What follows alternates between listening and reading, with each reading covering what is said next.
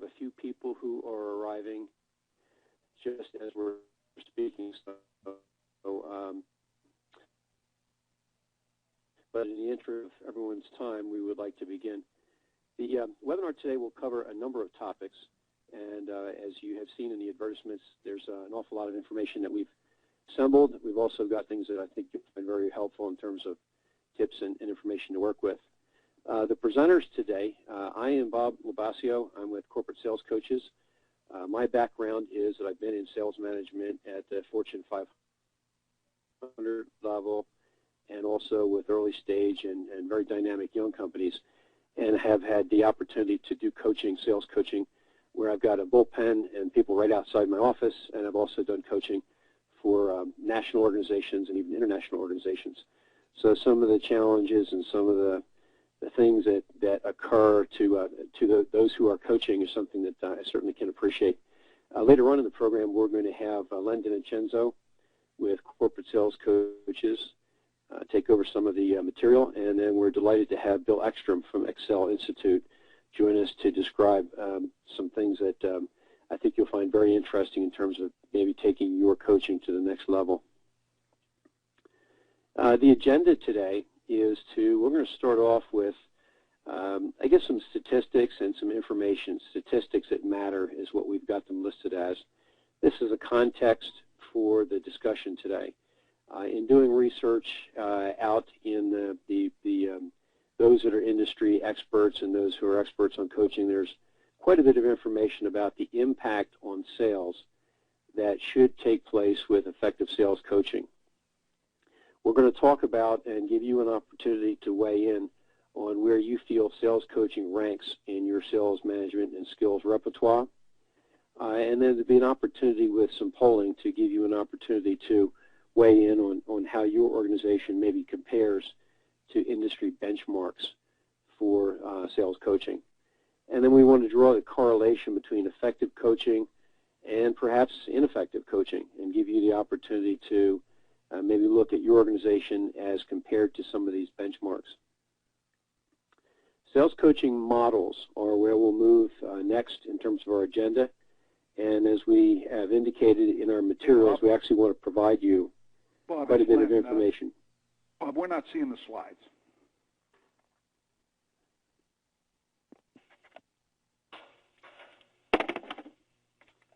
Thank you, Len. I think it'll help if we start over then. My apologies to everyone. This is the slide that I had thought everyone had access to. I'm going to start the program off. I'm Bob Labasio, Len DiNincenzo, and then Bill will be coming in. Sorry for the mix-up and not sharing. Now, let's go back through our agenda. The first thing we'll cover is some statistics that we've gathered from some of those in the industry, industry experts. Again, the impact on sales with effective sales coaching. Where does your organization rank? And where does your sales management skills repertoire perhaps rank? How does your organization compare to industry benchmarks? And this will give you an opportunity to weigh in, as I said, on perhaps how your organization fits with some of the benchmarks that are out there for how effective sales coaching programs work. What is the correlation between effective coaching and perhaps ineffective coaching? And you'll see some of the statistics that have been published about that. I'm assuming everyone now has access to the slides that are moving. If you don't, please feel free to provide me a chat or a question. The other thing that we're going to do is actually give you examples of sales coaching models. We've got a program that I think is sort of an amalgamation of several really good ideas. You'll actually go through a detailed discussion of 5 keys to coaching. And then we want to talk about something that is really quite innovative and unique in our mind, and that is how do coaches get coached. There are tools, systems, and specifically there are measures for being able to determine how sales coaches and how sales management is doing against some coaching objectives. We've not seen these before, and we're delighted to have Bill Ekstrom with us today to take us through that. And then investing in coaching and really the concept here is there has been so much invested in sales leadership, sales training, sales methodology. But what we're here to describe today is the fact that you might want to consider an investment in coaching and sales coaching to complement some of the investment that has been made in sales training itself. As I said, the program will be interactive. We're going to move through a series of questions and I guess some information that you'll have an opportunity to respond to. And we will also ask you to weigh in. So there's a couple of polling questions, and we'll display those polls, or we'll publish those polls so you can see where your polling and where your opinions have registered relative to others that are in your capacity. If you do have any questions, please pose those. We'll have someone who's monitoring the questions box. If there are any technical issues like we just had, you can feel free to pose those questions, and we'll monitor that very carefully. So without further ado, a couple of statistics to start us off. One of the things that we've done is we've looked at perhaps the difference or the different viewpoint of the general workforce and how they view coaching. So we've got three statistics here that are rather interesting. 65% of workers surveyed say that they would rather have a new boss as opposed to an increase in pay. So what is generally in the workforce is the relationship between the immediate boss or the immediate manager, someone who would be providing coaching, and the individual. It's a very dynamic and a very important relationship. Another statistic that is interesting is those who dislike their boss, in this particular quote, will not be as productive. Again, there's nothing earth-shattering there, but there is a definite correlation between those who have a relationship with their immediate manager and their ability and their productivity on the job. This statistic was somewhat startling in that it said those who dislike their boss take 15 more sick days than other workers. So clearly there's some fall off with regard to productivity based on that relationship. The next one actually came out of a Gallup poll, and we're going to refer back to this a little bit later on. 80% of managers do not have the skills to maximize the performance of their team. And again, this applies to the general workforce and general management. And for those of us who are in sales management, I think our immediate reaction might be, well, I'm not sure how that applies to me, or I don't know that that really is germane to sales management. So let's look at some statistics that are more appropriate or applicable directly to sales management. Again, this is sort of the takeoff on the Gallup study. 18% of sales managers are considered capable of providing effective sales coaching. This is a Gallup study that was done. There's quite a bit more information that supports this. But again, we looked at that as a somewhat startling statistic. The next one is an indication of what perhaps can happen if coaching is really being performed. Research on 1,000 firms found that with a half a day a week per rep, a manager who invests in coaching properly can make a sales rep 200% more productive. So as a starting point or as a benchmark, the investment in coaching in a sales rep can be rather profound and rather dramatic. The last one is also one of those that is a head scratcher, but can be alarming to those of us who have made sales management a professional career option. The average tenure of a sales leader is 19 months, and that's down from 24 months in a relatively short period of time. I think the difference in the studies was about 6 months, and 6 months later we're seeing that the trend line is down. So there's quite a bit of pressure on sales leaders to perform, and when they don't, there's obviously implications. Takeaways. What we have as a team set as an objective, a learning objective, is to make sure that at the end of this session, you will find this webinar not only interesting and informative, but you actually will have tools that you can take away and begin using immediately. So not sure what your objectives were for attending. We do have a survey to maybe get some of that insight after the fact. But if your objectives were to try to come up with a couple of ideas and then be able to get specifics on those, that is really what we are intending to deliver, so that you can take the steps to build your organization to perhaps better performance through coaching. Some of the deliverables that we've got, we will be going through a pretty detailed discussion of the 5 key steps to effective sales coaching. You might be able to compare that to the process that you have in place. You'll also have access to some of the resources that we've published here, so you can go in and do some of your own checking on this reference material and these resources.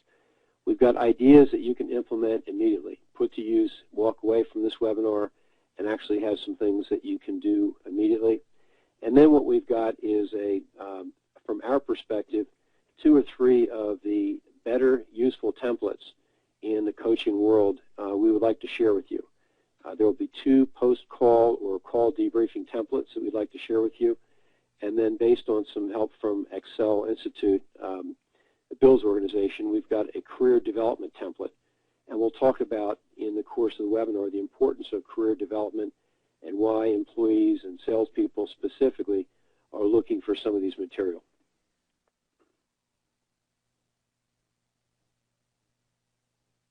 Or that there are some audio connection issues. So feel free to either pose a question, and we'll keep an eye on that. And if everybody's having difficulty with the audio, please let us know, by the way.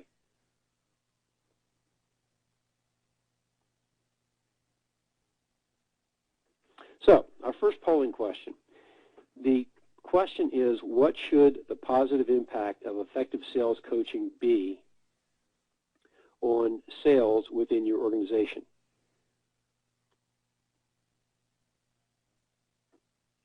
You should have on your screen the question and also the opportunity to select with a radio button whether you believe that the impact on your organization should be less than 10%, 10 to 15%, 15 to 20%, 20 to 25%, or greater than 25%.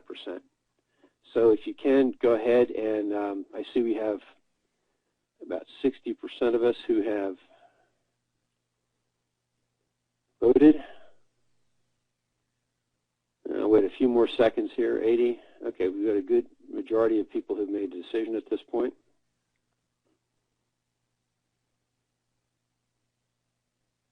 A couple more seconds and I'll close it.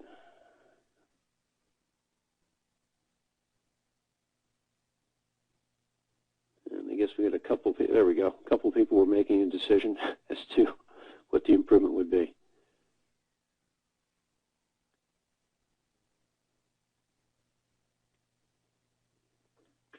So, according to our group, everyone is looking at greater than 25%. That's great.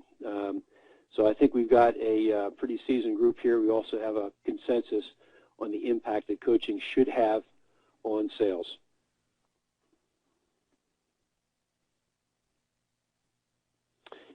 This comports very nicely with some studies that are out there.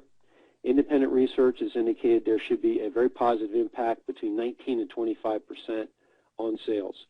The Sales Executive Council, which is one of the resources that you'd have access to, projects there should be a 19% increase in sales based on effective sales coaching.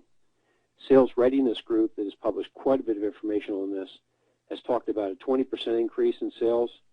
Curlin and Associates, that has done quite a bit of research. If you just Google them, they've got some excellent white papers, and they talk about a 26% increase in sales based on effective sales coaching. And Excel Institute, the group that is helping us with the webinar today, has done their own research, and that comports nicely. So I think our group is in agreement that there is a tremendous impact that sales coaching can have on the bottom line and on sales within the organization. Let's take our next polling question. And what is interesting here is there is a correlation between the time that sales managers are spending in coaching and obviously the effect on being able to drive sales. So what you should have on your screen now is what percentage of your sales manager's time, either yours or for your organization, is invested doing sales coaching. So if you wouldn't mind making a selection, you've got less than 20% of the time should be invested, 20 to 30, 30 to 40, 40 to 50, or greater than 50% of the time should be invested in coaching, sales coaching. We've got 80% of our respondents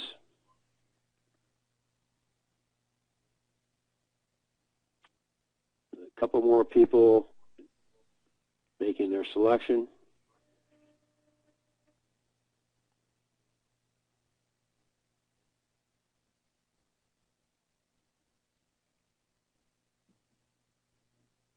Okay, let's see what the group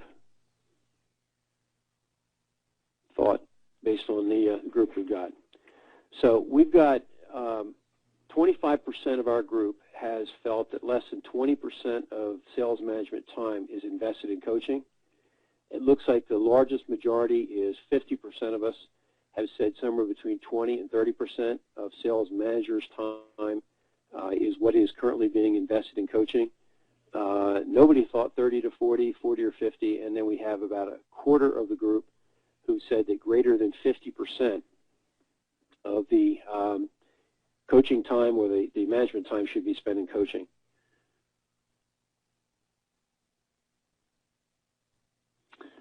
Interesting, but what we've got from research suggests that at the C-level or the executive management level, their expectations for sales management is that 70 to 80% of managers' time should be spent coaching.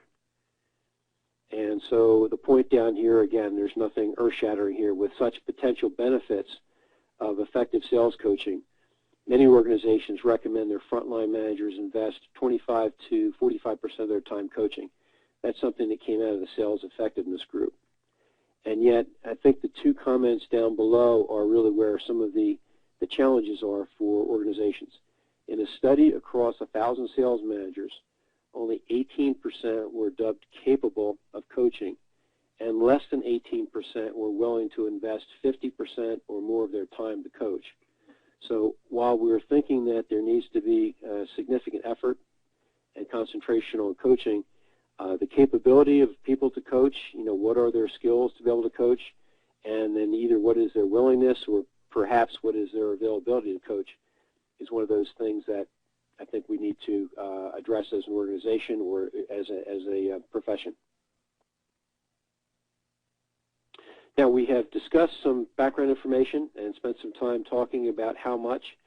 At this point, I'd like to turn the presentation over to Len DiNincenzo, and Len will be able to talk with us a little bit more about what actually takes place in a coaching process and how that coaching process should perhaps be organized within your organization. Bob, why don't you continue to do the slides, if you would? Okay. Good morning, everybody. Thank you for joining us this morning. As Bob indicated, I'm Len DiNincenzo. I'm one of two founders of Corporate Sales Coaches. My partner for the last 25 years is Jack Cullen, who also is listening in on the line. But I'll be doing the presentation this morning. Bob, we're not seeing any slides, so if you would.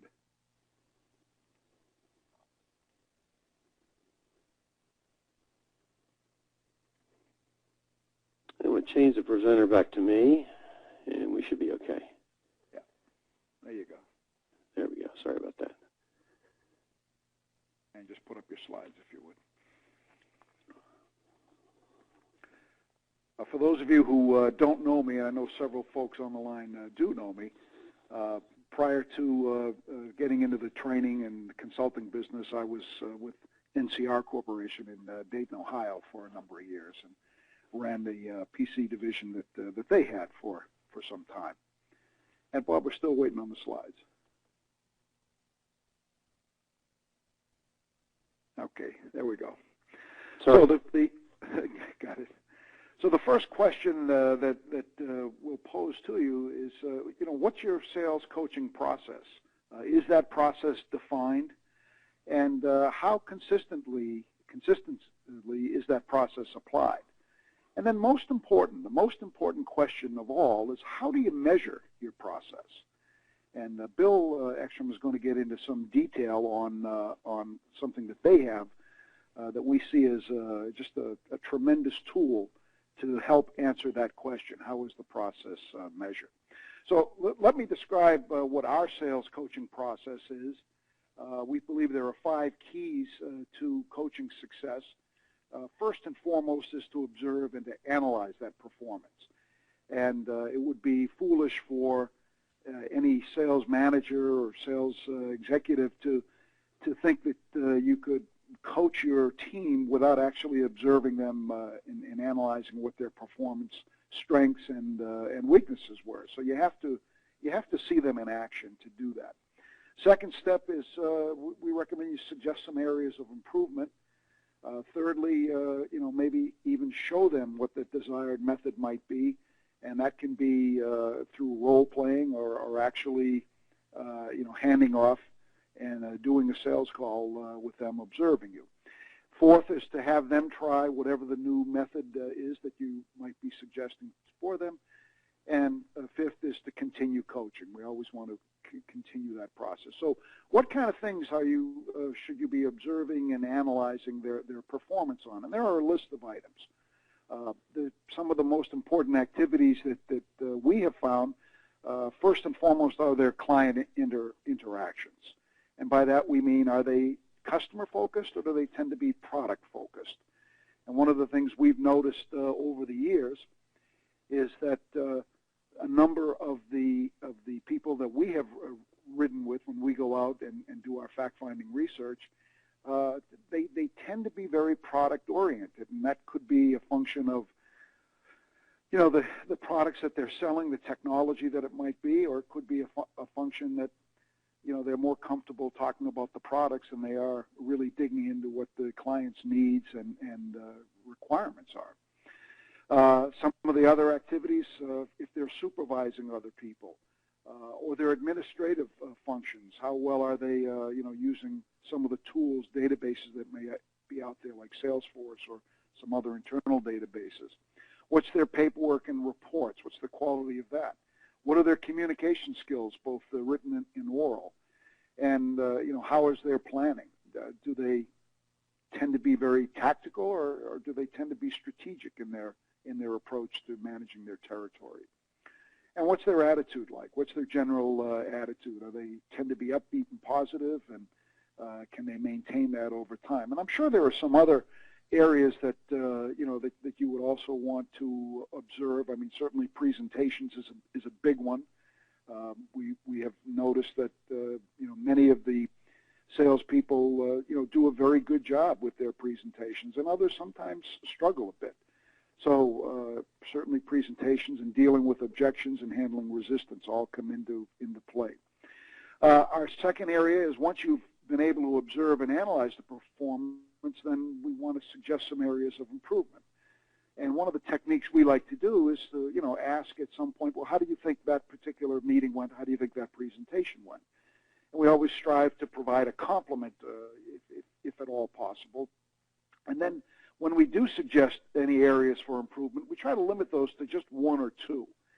If you get too deeply involved with too many things, it just becomes very complicated for the salespeople, and it just doesn't really help the situation.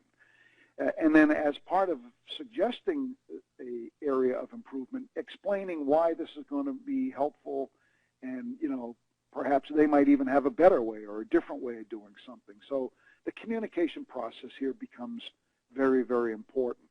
Then the third step in our coaching keys is to actually have them try. And you can go ahead and change the slide. Yep. Yeah, you need to show them what the desired method is. You talk it over, demonstrate what that improved skill might be, and then discuss why that is different, and try to get their reaction. So again, this is very, very conversational. These types of demonstrating how to do something a little bit differently can be done, in the car after a particular meeting, or as part of a sales meeting that might be having, or just part of one-on-one role playing.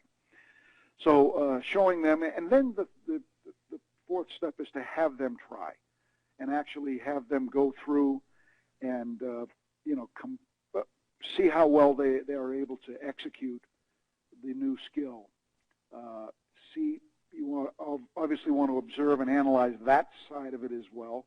And then again, provide some feedback, ask for their opinion, and gain their commitment that they're going to continue to practice following that particular approach, whatever that might be. And it certainly could come down to being a little bit more customer focused as opposed to being product focused. And I think one of the skills that we have recognized that salespeople need to do a better job on is their preparation prior to a meeting. Have they written down what their objective for that particular call is? Have they written out some of the questions that they want to ask in advance? Are they anticipating any problems or objections that might come up, and how are they going to respond to that? So again, you're going to continue the coaching process until you feel that they've got that new approach mastered. Always compliment their positive performance, and if you need to recommend some enhancement, go ahead and do that. But you want to encourage them to continue improving themselves from a coaching standpoint. And everybody needs a coach. I don't care whether it's professional athletes, whether it's actors, actresses that might be out there, or people in sales or customer service. Everybody needs a coach at some point in time. So some of our specific tips that we want you to leave with: coach all your people all the time. Not just when things are bad, but coach them when things are going good. Coach both the positives and the negatives, and try to find something positive each and every time. And whatever you do, do not ignore a problem thinking that it's going to get better, because they usually do not. You need to, address a particular issue, and keep in mind something that Jack and I have believed for a long, long time, that failure to confront is like giving permission to continue. So you need to confront, unproductive behavior or ineffective approaches for them. And again, keep the dialogue conversational. Give them specific feedback on performance, and by all means get their input on how they feel that it went. One of the things that we get asked quite a bit about is, well, what about coaching some of the senior people? And what we found over the years is that what we hear most often is that it's a different kind of coaching that the sales manager is doing. It tends to be usually a little bit more strategic as opposed to tactical. Again, senior people, are going to be quite experienced and probably have got the basics and the fundamentals down. So typically some of the problems, though, that can come up is if they've fallen into some habits that they're comfortable with, and they tend to be maybe a little bit set in their ways, and they're resistant to change. And some of the reasons that they may be resistant to the change is they're comfortable with their way of selling, and they may just not really believe that the suggestions that are being made are really going to be they're helpful. Or it could be that there's some lack of trust between the sales manager and the senior rep. We've seen that come up from time to time. But it's not a lot. And the good news is that most of the senior salespeople that we've worked with, one of the best and most rewarding things is you give somebody who's experienced one new idea, and they know what to do with it. They can run with it. And that's one of the most enjoyable and one of the most fulfilling aspects of what it is that we do. All right. I don't know if we have any questions on any of this right now, but Bob, let me turn it back over to you. Great. Thank you, Len. We would like to move to having Bill Ekstrom from Excel Institute take us through a concept that I think is powerful, dynamic, but really what it is intended to do is to help you drive sales improvement and to allow sales coaching to be a vehicle to drive higher sales. So if you're sitting back and you're trying to make a determination as to what you might do to drive some improvement, sales coaching is one of those things, and sales coaching tools, sales coaching acumen, sales coaching measures are what Bill is going to help us talk through. So Bill, at this point, we should be able to see your screen momentarily. Okay, there we go. Bob, I think we might be having a little audio trouble with Bill. Can you hear him? I cannot hear Bill, no. Okay. We'll have him dial back in and see if he can log on again. It looks like maybe it dropped off just a little bit ago, but in the meantime, we do have a question. There's someone who's inquiring about whether we are planning to post or distribute the webinar and make the PowerPoint accessible to attendees, regardless of whether they were able to hop on today or not. Are we? Yes, we've actually got a recording going on with the webinar. We should be able to go through the webinar and be able to take some of the glitches and gaffes out. So we're going to edit the webinar. It should be available probably within the next 48 hours. And as part of the process also, Sherry, we're going to ask people to give us some feedback on what it is that their experience was like, notwithstanding some of the technical glitches. And at that point, we'd like to be able to post the webinar, make it available for everyone, and also be able to send it to people if they prefer to get it that way. Hey, Bob, can you hear me now? I can, Bill. That's great. Thanks for coming back in, and thanks for joining us. Bill, thank you very much. You can take it here. Thank you. Well, thank you. And thank you, everybody, for taking the time out of your day to sit in and listen, be a part of something that's so critical to sales performance. And I'd like to thank Bob, Lynn, Jack, and the whole team of corporate sales coaches for inviting myself to be a part of this.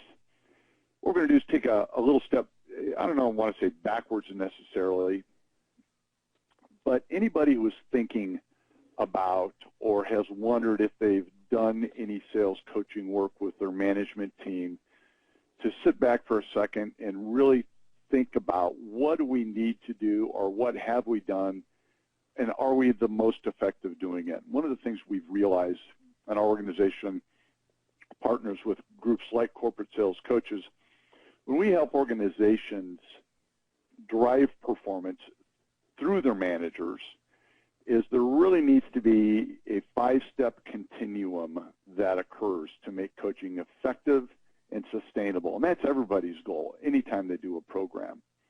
So when we think about coaching being effective and sustainable, the first step that needs to occur is there needs to be a measurement. And when I talk about measurement, there are the tools out there, and corporate sales coaches has it today, but it's the ability to get a baseline measurement on overall coaching acumen. How well do our managers do it today? And like I said, it's a survey instrument where we survey salespeople. And the reason we survey salespeople is because there's nobody better to really understand how well managers are coaching than to go to those they are coaching. And we always use the analogy when people say, well, why do you survey salespeople? And my response is usually the same, which is, well, if you're measuring how well you deliver client service, do you ask your client service people or do you ask your customers? And of course, the answer is customers. And in this case, sales managers, customers are their salespeople. So the first objective is to get a baseline understanding of how well everybody's coaching. Then education and training occurs. And there's a big distinction between education and training, and I'm not going to get into great detail about what that is today, but it's really helping everybody understand what coaching means. That coaching is more, and by the way, Lynn did a great job of talking about the interaction of coaching as a verb, but also we need to think of coaching as a strategic role, the role of a coach. So what does it mean to coach? How do I do it? What's the vernacular? What does the research show? What should I be doing? What are the high payoff coaching activities? And remember, nothing is going to happen until we first learn something new. And that's where change begins. We learn something new, we convert it to strategy, and strategy to an action. So education and training is the next step. When education and training is completed, we have to create an implementation plan and then the ability to go execute that plan. There is no way that you can spend a half day or a day in training and expect people to go out and execute against everything they've learned. So there needs to be a plan that's more of an evolution and not a revolution to take what has been learned into executable steps into the field. Now here's where it gets unique. Up to that point, a lot of organizations could do steps 2 and 3, but step 4 is now the ability to track and analyze coaching. How often is it being done? How well is it being done? There's, you know, it wouldn't make sense to train salespeople and then not measure whether or not they're executing against what was trained and how well they're doing it. But we seem to do that with management and coaching until now. So there's now the ability, and we'll talk about how to do that here in just a minute, but to track and analyze coaching activity and coaching performance. And only when we have data and data converted to information can we make change. Change should not just be on gut feel. Change needs to be on hard data, on key performance indicators. And it's only when change is made that differences will occur. We tell organizations all the time, their teams are perfectly coached to how they produce today. The results they produce, they're perfectly equipped for today. And then, of course, you get back to the continuum, measure again. Did we improve? Did we grow our coaching skills? And that's why the measurement piece is so critical to sustaining performance. Next, then, is let's take a look and support some of what Jack and Bob and Len were referring to in terms of the research. Now, what we've done at the Excel Institute is we work only with sales leadership teams, and we have researched sales leadership teams from throughout the world. Everything we do and everything you'll see here is based on research or best practice. So what we wanted to do, though, was figure out what it is that managers do or don't do that drives performance of teams. So we went to managers from throughout the world and asked them to provide us the skills that are most critical to driving performance of sales teams. And this is what they gave us in no specific order. So we took the top 10, and they're listed here, as you see: industry, market knowledge, so on and so forth, down to selling skills. Now, what we did is we then took this top 10 list and we gave it to salespeople. And we've now surveyed over 2,000 salespeople and said, okay, of these items, where are your managers most skilled? And this is how salespeople responded. They said across the board, and we've looked at verticals, we've looked at new versus tenured reps, and it doesn't matter. The research is the same. Salespeople believe their managers are best at product knowledge, and then industry knowledge, selling skills, all the way down. And you look at number 9, helping them progress towards their career goals, and 10th is coaching. So that's where salespeople believe managers are most skilled. Then we said, okay, now what's important to know is perhaps what skills do you want your managers to have the most? What's most important to you that your managers have? And what was interesting is it didn't really differ too much when you matched it up against what they felt their managers were best at. So again, in the left-hand column, we're looking at what reps wanted most from their managers, and in the right, you'll see what they actually felt their managers were best at. And this was interesting to us at the Excel Institute as we researched this information. But then we came to a few conclusions. Number one, it's that salespeople lie. And I say that somewhat in jest. They don't deliberately lie, but really what we discovered is salespeople don't know what they want. Because when it comes to performance, that's where a coach comes in. So we took this research, and we, instead of saying, what is it salespeople want, our researchers correlated the information to this question: what motivates reps to sell more? And when we put up that information against that correlator, look how it flipped. Coaching became number 1. That is the most critical component, most critical skill managers can have to get their teams to sell more. And when you hold that up against what they said their managers were best at, all of a sudden it goes backwards. And you look down, and typically the reasons we promote managers, because of their selling skills, they know the industry and market, they've got great product knowledge. Those three skills are what are least important to a rep in terms of their motivation to sell more. So anyway, we set that up in a way, and Bob and Len, I'm going to engage you here in some questions. Now, are you guys still online with me? Absolutely. Okay. All right, so Bob, first one to you. Who has the biggest impact on whether sales reps stay or leave a company, whether or not they're productive or not productive? Yeah, it's their immediate supervisor, Bill, the person they work for. Exactly. All the research, there's tons and tons of it that would support exactly what you said. It's the person to whom they report that has the biggest impact, whether they stay, leave, or productive or not productive. Len, Yes. do you believe there are specific activities, tools, and behaviors that if executed by managers, sales will go up? Absolutely. Absolutely. And the survey on the front end of this really supported that too, which is everybody on the call felt as though they should get a 25% ROI or greater, that managers have that much impact on the performance of teams. And we have asked these questions to hundreds of sales managers from throughout the world, and we get those exact answers that you gave. But here's what's interesting. Now, I'm not going to ask you this directly. It's more rhetorical because I know you guys know this answer. But when we ask sales leaders from across the world, they've answered to the affirmative on both those first two questions. And then we'll say, okay, well, what are those activities, tools, and behaviors that managers should execute against that will make sales go up? And when we ask that question, the phones get very quiet. Because while they may think they know, and they should have an opinion on this, nobody's done the research to know exactly what they should do or not do that has the biggest impact on sales. So we don't know what those are.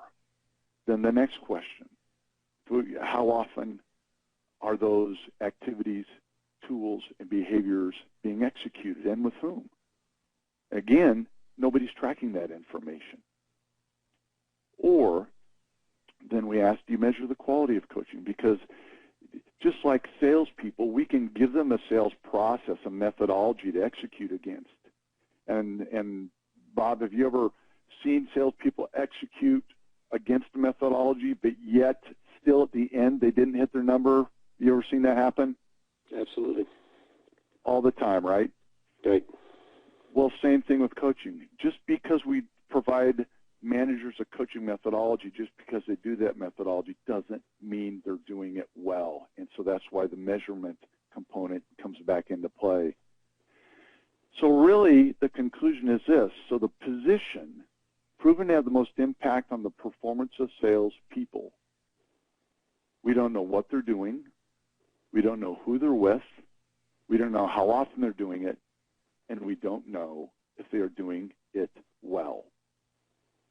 And that's always an interesting way. And those are some powerful questions for the audience to think about while they're on this webinar today. Okay. So what does the research show us in terms of what they should do? Now, there's a lot of activities and tools that managers should execute against that drive the performance of teams. I'm going to share with you the top 5 in terms of what we call the 5 high payoff coaching activities. Joint work with salespeople. That joint work has to have 2 components to it. Joint call plans or pre-call plans, some people may call them, but we think they're a little different when managers ride with them, and post-call or sales call evaluations. So that's 1. Number 2, consistent, scheduled one-to-one meetings that follow a very specific format. Number 3, team meetings, not team meetings that are led by just managers. Again, a way to construct team meetings in a way that involves sales reps that follow specific formats. Number 4, career development plans. Bob, if you think back earlier to what's the second strongest motivator to get people to sell more? Do you remember what that was? I think it's taking an active role in their careers and what they're looking for. Exactly. Helping them progress towards whatever their career goals are. And when we say this, it's not necessarily about promotions. As a matter of fact, proper career development plans, and the ones that you are offering the people in this webinar today to see, there's nothing in there about being promoted. It's about maximizing your talents and your skills to be the best in your role. And lastly, sales skills audit. Now, I'm not talking about something that comes from HR departments that is measuring core competencies, and that is not at all to impugn my colleagues in HR. I'm talking about truly measuring against a salesperson's ability to execute their role, to sell at a high level, to serve at a high level, whatever that may be. And while we look at these 5 high payoff coaching activities, my guess is people on this webinar today are thinking, gee, we're doing a lot of that. And that's great, because this is the blocking and tackling of coaching. It is doing these things, doing them consistently and better than anyone else. And when we show managers this and sales leaders this from across the country, that's a lot of the feedback we get. But here are now the money questions. With whom? So when we coach, are we with our sales reps on joint calls with existing clients? New logos? How about key accounts?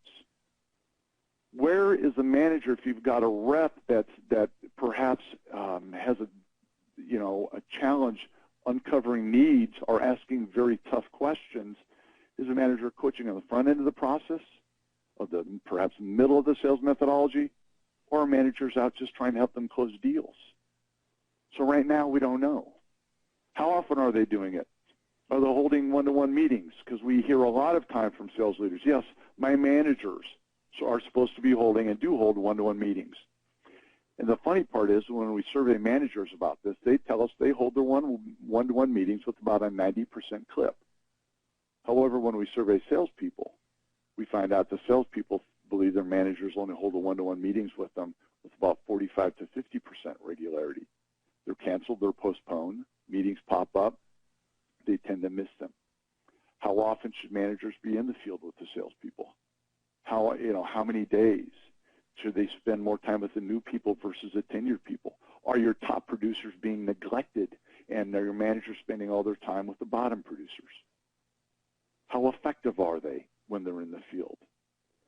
Are your salespeople really selling more as a result of the manager's involvement? If you're looking at all the above numbers, are you viewing real-time versus lagging indicators? Because we don't want to just be able to go back and construct a year of how a manager spent their time and whether they're spending 70% of the time with the bottom 20% of their producers. What we want to be able to do is look at that on a real-time basis, because that's when coaching coaches can occur. And are we looking at all of that above information in a way that correlates to overall sales team performance? So I've got a few more minutes. I'm going to wrap up and show you exactly what I mean when we're looking at new information. So here's a new way to view performance of a sales team. Right now, if I'm a VP of sales and I'm looking at manager A versus manager B, and both of those managers have 7 salespeople on their teams. Manager A is 115%, manager B is at 91%. What do you hear most often, Bob, when you see a situation like this? The VP typically will say what to manager B about trying to get their team to perform? You need to get those guys selling more. Exactly. Well said. That's, hey, you're 91% of goal. We're coming to this last quarter. You really need to get your team selling. But I would challenge this. Is it a sales issue, or is it a manager or coaching issue? So let's look at some numbers that can be that are available to organizations today if they have the right technology. When I look across the board and I look at the difference between one-to-one meetings and how often those are completed against the stated minimum. In this case, every other week or twice a month. And those have a very strong correlation to motivation to sell. Where managers are supposed to ride with the reps monthly, how often is that occurring? Well, with manager A, 100% of the time they are consistent and riding with their salespeople on a monthly basis. Manager B is at 75%. When I look at the objective call evaluations, that is the managers providing that objective feedback post-call evaluations, are those getting done? Are they providing that coaching feedback to reps following the joint calls together? And how many days have they spent in the field so far this year? Manager A spent 84, Manager B spent 59. Now, we're not saying Manager B is lazy, but it certainly seems that there's a reallocation of time that could occur there. And when I look at when they're in the field with the reps, Manager A has almost doubled the amount of joint work they've done with their salespeople versus Manager B. And when we look at that joint work, Manager A has only led those calls 38 times out of the 232. They are a quiet observer 150 times and an active participant in the call 44 times. And I look over at Manager B, and this is interesting because one of the biggest complaints we hear when we survey salespeople when referring to their manager is, my manager tends to take over the sales calls too often when we spend time together. And that's what that would indicate. Or, how is their time being spent with reps? Manager A does a very nice job of balancing their time with reps, trying to bring on new clients, or excuse me, new prospects, as well as working with existing clients, and they're spending some good bit of their time with reps doing joint work with key accounts. And lastly, what is their coaching score? How are they viewed by the reps in terms of their ability to coach? This is that quality measurement that we were talking about earlier. Now, if people are wondering where the data comes from, it comes from a coaching cloud. And it's the ability right now for organizations to get their teams onto a coaching cloud that measures manager here, Sarah's involvement with that of her team. And we're not talking about Sarah entering data, because data is simply a result of executing coaching activities. So all the information that your audience has seen and about, as you know, has nothing to do with sales managers entering data. They're executing coaching activities that roll and convert to data. So when they do a one-to-one meeting, let's not fill in a separate Excel spreadsheet or Word document. Let's do it within a singular system. To provide post-call feedback and rating salespeople their ability to execute against the sales methodology, let's do it within a system. And then that system converts it to data. So Sarah then has the ability to look at her performance with her team, and then it also allows Sarah's boss the ability to look across his management team and see who's executing well too. So I've taken up more time than I thought. Let me turn it back over to you, Bob, and so you can go to Q&A or however you want to wrap up. Thank you, Bill. Bill, before you leave the podium here, can you comment on the difference between what salespeople want from a manager and the things that a coach does? You made a point in one of our conversations recently about the fact that a coach is actually really in a position to make the salesperson, get the salesperson out of their comfort zone. Can you talk about that again for just a couple minutes, or a little bit to talk about the difference between what the sales rep says they want from the manager and what the coach is really doing? Right. Yeah. And thanks for reminding me of that, Bob. We'll ask organizations a lot, and what we hear is, well, we survey our salespeople, and I ask them what they hear, and inevitably what they'll hear is, well, our salespeople say to sell more, they need obstacles removed. Well, of course they'll say that. And again, that's where we have to rely on research, because if you trust only what salespeople say, that's what you'll hear. That'd be in some ways like asking your kids, what time do you think your curfew should be? Well, I don't think I should have a curfew. Well, then, okay, by golly, that's really going to help you perform at a high level. What you're not going to hear from salespeople is this: hey, manager, make me uncomfortable. Hold me to a level of accountability that's going to make it feel at times awkward. I want you to shift the way I do things and have me try different things and see if I can get a different result. I want there to be healthy tension in our relationship. You will never hear those things from a salesperson, but yet the research shows it is those items that truly cause high performance. So is that what you're referring to, Bob? Yes. Yeah, thanks, Bill. You bet. Hey, Bill, this is Len. We got a question that was asked. What's the implementation process for your OneUp system? Well, the implementation process is really pretty simple. It's a matter of customizing the process. So the Coaching Cloud platform can be customized to the way people want to coach and the way people sell. And it needs to follow a sales methodology, and we don't do that, and you guys do that.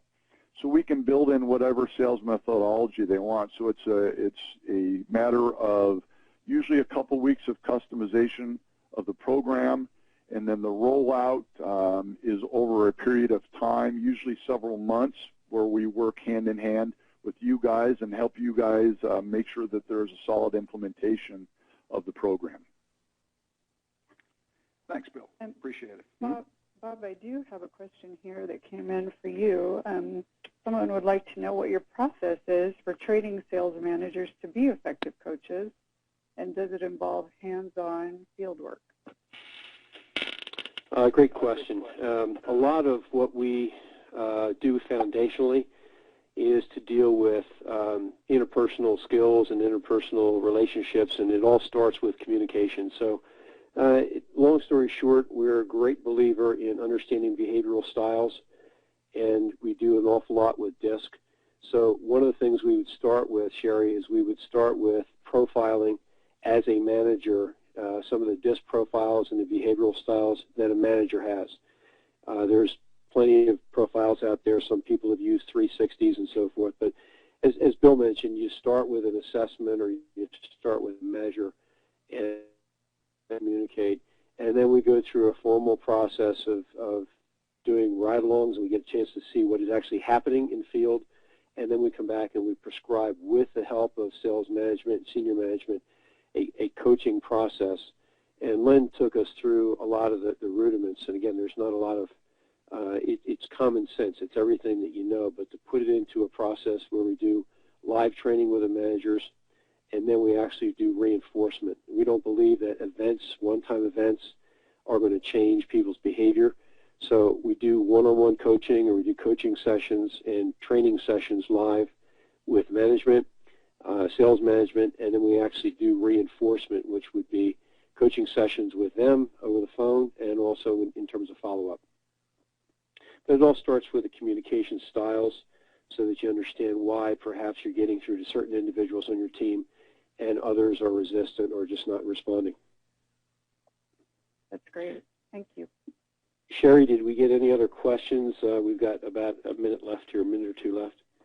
We do have a couple more, actually. There was a question that just came in about how do we get copies of the templates that you referred to in the webinar? Okay. What we're going to do at the conclusion of the webinar is everyone who is registered and is attending is going to get an opportunity to survey and give us your opinion. At the conclusion of that survey, we will then send out the templates that we had referred to. In fact, I think we've probably got a little bit of an image here. You can't see these, but there's in any detail. In the front there is a template that we use for being able to register or be able to do a debrief, a ride-along. So if you're working with the rep, there's a series of questions at the top. They're going to talk about how you engage the client. There's a series of check boxes in the middle to talk about how you've been able to advance the client's interests, and then basically some other questions that have been posed typically in the interaction with the rep. The second document in the middle is one that's similar. It's actually being used by one of our clients, and we've blinded it, but it's got a great opportunity for you to go through those things that you would want to see the rep perform, and you're using a methodology to be able to do that, again, after you've had the chance to work with the rep in the field. The document at the top is actually a career development template, and it's one of the ones that Excel Institute has used. And here's where you take an active role with your employees. So if you would be kind enough to complete our web survey, we'll be happy to send you these 3 templates. They've been blinded, so there won't be any reference to clients, but these are live documents that have been very successfully used in some other organizations. Great, thank you. Sherry, I did get one question that came in. I think we'll close with this one. The one question that I saw is a lot of those folks on the phone, a lot of those in senior management, have implemented CRM systems. They've either got Salesforce.com or they've got other things that they've spent an awful lot of time and energy developing. Maybe you or Bill could comment on whether or not the information coaching in the cloud, is that duplicative? Are there extra steps or duplicate steps that management would need to take in order to capture that information so that senior management has the ability to measure coaching and measure coaching performance? Or is it something that's separate and distinct? So is it a duplicate to what is already perhaps in a CRM system? I'll tackle that. And again, that is a great question. It is not at all duplicative of what's in a CRM, and it was, although it can tie into a CRM. All the information, keep in mind, CRMs are tracking organizations or salespeople's interactions with clients and prospects. The coaching cloud, the OneUp Coaching Cloud, is tracking interactions only between sales manager and salesperson interactions. None of that today is being tracked in any CRMs. Thank you. You bet. I think for those of us who prepared for this, Bill Ekstrom, I want to thank you and your team at Excel. Thank you. Len and Jack, thanks for the preparation and all the help. We would like to do the webinars periodically so that there's something that the people who are in attendance, you really get a direct benefit out of. At this point, we want to thank you for your time. We've come to the end of our session. If you do want to get copies of the presentation, we would be happy to do that. Just fill out that survey, and we'll also be able to forward those templates to you. Thank you very much for your time. Here are our contact information, and in the survey there's going to be a question about whether you'd like us to get back with you about perhaps setting up a live presentation of the OneUp Coaching in the Cloud system. Thank you, everybody. Have a great day. Thank you. Thanks for sitting in. Thank you.